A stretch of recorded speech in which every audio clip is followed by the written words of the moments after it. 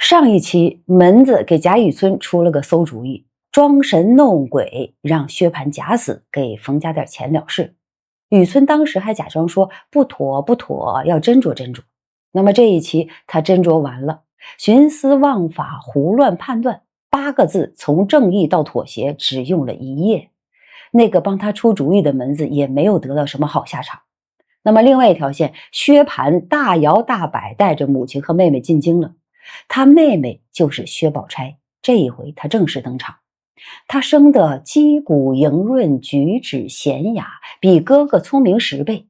但是父亲死后，他不再读书，只留心针指家计。而且您注意啊，他进京是待选的，备选公主郡主的入学陪侍。那么4大家族最后一块拼图，薛家正式嵌入贾府。来，我们来听听这段的原文。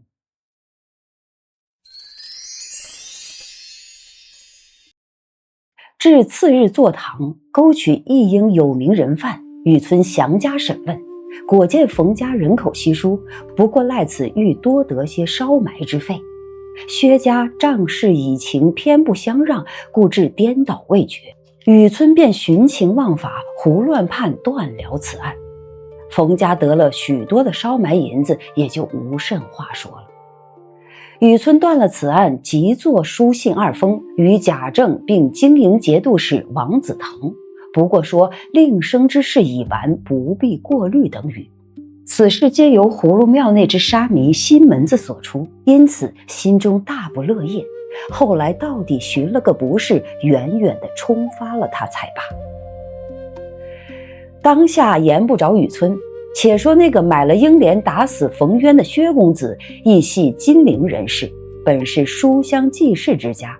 只是如今这薛公子幼年丧父，寡母又怜他是个独根孤种，未免溺爱纵容，遂至老大无成。且家中有100万之富，现领着内躺钱粮，采办杂料。这薛公子学名薛蟠，表字文启，5岁上就性情奢侈，言语傲慢。虽也上过学，不过略识几字，终日唯有斗鸡走马，游山玩水而已。虽是皇商，亦因经济世事全然不知，不过赖祖父之旧情分，户部挂虚名，支领钱粮，其余事体自有伙计老家人等错办。寡母王氏乃现任经营节度使王子腾之妹，与荣国府贾政的夫人王氏是异母所生的姊妹，今年方40上下年纪，只有薛蟠一子。还有一女比薛蟠小2岁，乳名宝钗，生得肌骨莹润，举止娴雅。当日有他父亲在日，酷爱此女，令其读书识字，较之乃兄竟高过10倍。自父亲死后，见哥哥不能依贴母怀，他便不以书字为事，只留心针指家计等事，好为母亲分忧解劳。既因今上重施上礼，征采才能，降不世出之隆恩，除聘选妃嫔外，凡仕宦名家之女，皆亲民达布，已被选为公主郡主，入学陪侍，充为才人赞善之职。2则自薛蟠父亲死后，各省中所有的买卖成局、总管、伙计人等，见薛蟠年轻不谙世事，便趁时拐骗起来。京都中几处生意渐已消耗。薛蟠素闻的都中乃第一繁华之地，正思一游，便趁此机会，1为送妹待选，2为望亲，3因亲自入都销算旧账，再记新知，其实则为游览上国风光之意。因此早已打点下行装细软，以及馈送亲友各色土物人情等类。正择日一定起身，不想偏遇见了拐子重卖英莲。薛蟠见英莲生得不俗，立意买她，又遇冯家来夺人，因恃强喝令手下豪奴将冯渊打死，他便将家中事务一一地嘱托了族中人并几个老家人，他便带了母妹径自起身长行去了。人命官司一事，他竟视为儿戏，自为花上几个臭钱没有不了的。在路不计其日，那日已将入都时，却又闻得母舅王子腾升了9省统治，奉旨出都察边。薛蟠心中暗喜道：我正愁进京去有个嫡亲母舅管辖着，不能任意挥霍挥霍，偏如今又生出去了，可知天从人愿。因和母亲商议道：咱们京中虽有几处房舍，只是这10来年来没人进京居住，那看守的人未免偷着租赁与人，须得先着几个人去打扫收拾才好啊。他母亲道：何必如此招摇？咱们这一进京，原该先拜望亲友，或是在你舅舅家，或是在你姨爹家，他两家的房舍极是便宜的，咱们先能着住下，再慢慢的着人去收拾，岂不消停些？薛蟠道：如今舅舅正升了外省去，家里自然忙乱起身，咱们这功夫一窝一拖的奔了去，岂不没眼色？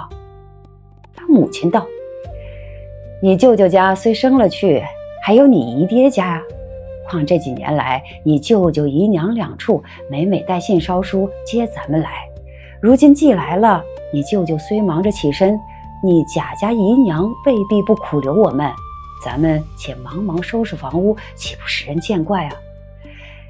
你的意思我却知道，守着舅舅姨爹住着，未免拘谨了你，不如你各自住着，好任意施为。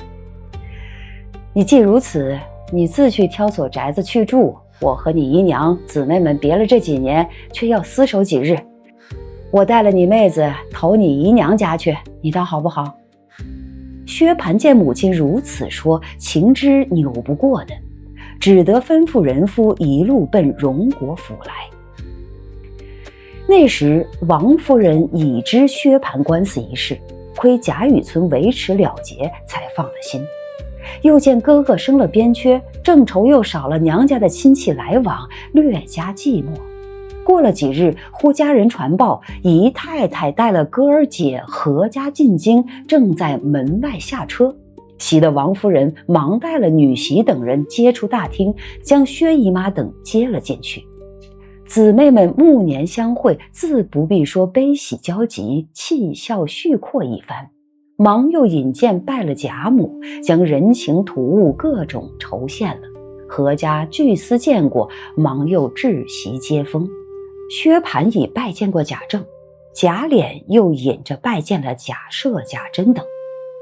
贾政便使人上来对王夫人说：姨太太已有了春秋，外甥年轻不知世路，在外住着恐有人生事，咱们东北角上梨香院一所10来间房白空闲着，打扫了，请姨太太和姐儿哥住了甚好。王夫人未及留，贾母也就遣人来说，请姨太太就在这里住下，大家亲密些等语。薛姨妈正要同居一处，方可拘谨些儿子，若另住在外，又恐他纵性惹祸，遂忙道谢应允。又私与王夫人说明，亦应日费供给一概免去，方是储常之法。王夫人知他家不难于此，遂亦从其愿。从此后，薛家母子就在梨香院住了。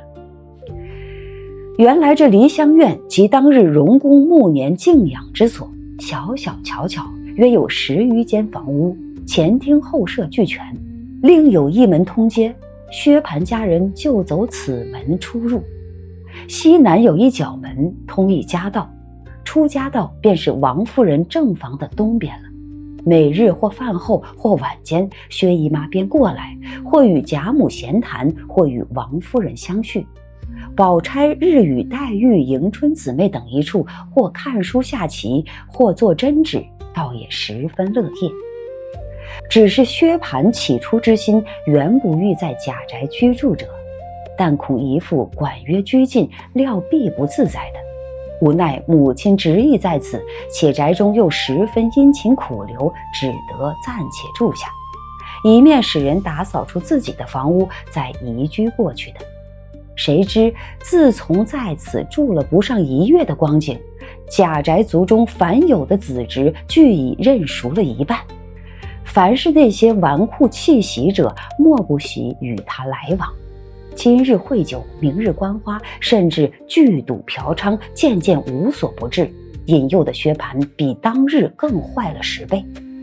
虽然贾政训子有方，治家有法，一则族大人多，照管不到这些；二则现任族长乃是贾珍，彼乃宁府长孙，又现袭职，凡族中事自有他掌管；三则公私冗杂，且素性潇洒，不以俗务为要，每公暇之时不过看书酌棋而已，于是多不介意。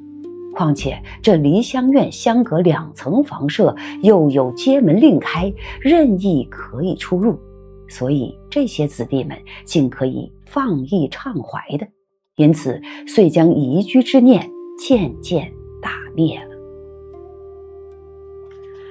好，原文演播到这儿，这一段是第4回的收尾，也是全书全力网络的第1章完整拼图。咱们先看看贾雨村啊，徇私枉法这4个字是他从书生到官僚的成人礼。昨天他还说事关人命，岂可因私废法呀？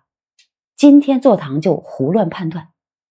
更狠的是，那个帮他出主意的门子，因为知道他在葫芦庙的贫贱往事，后来到底寻了个不是，远远的冲发了他才罢。用完即弃，这就是贾雨村的生存法则。他急忙给贾政、王子腾写信，说令生之事已完，不必过虑。这信不是汇报，是投名状。他在告诉4大家族，我贾雨村是你们的人了。从此他绑上了这艘贼船。在第48回里，他又陷害了石呆子、落井下石，都是这一页的逻辑的延伸。那我们接下来再看薛蟠啊，打死人没事人一样，花上几个臭钱没有了不得的。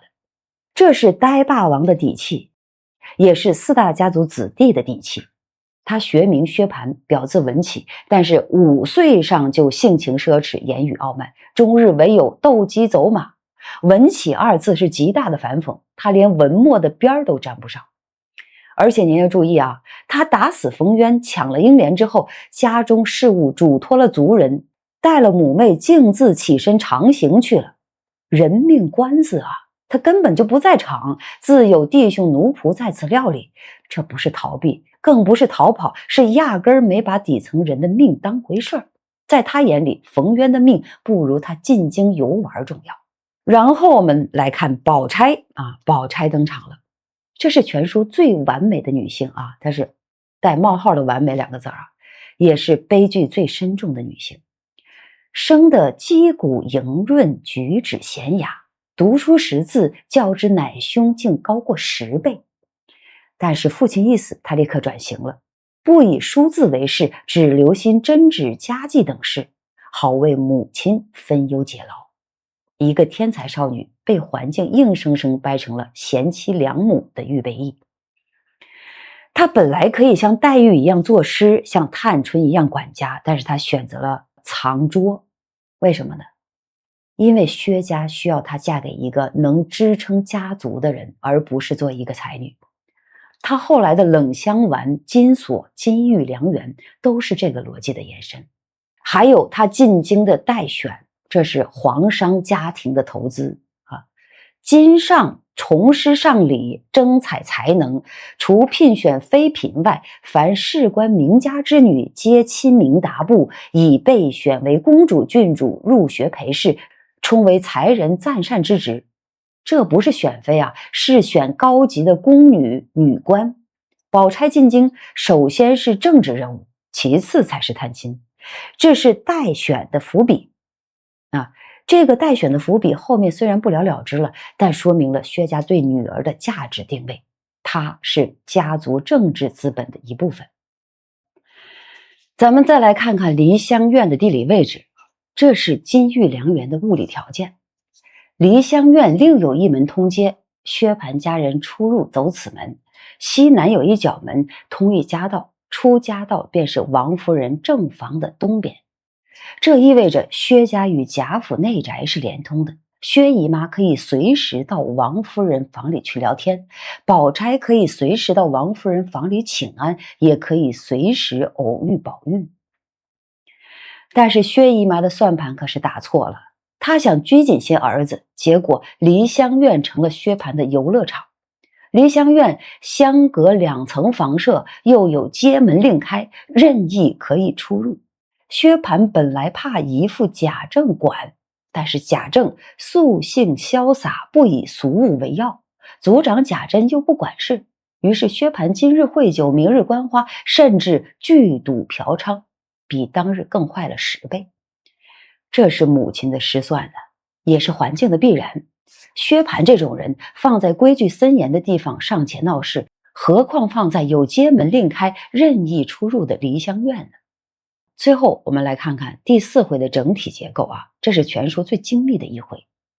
从薄命女偏逢薄命郎开始，到葫芦僧乱判葫芦案结束，中间穿插李纨的死活人状态、护官符的权力图腾、薛家进京。曹雪芹用这一回把4大家族的关系网、官场潜规则、贵族子弟的罪恶、女性的悲剧全部织在一起。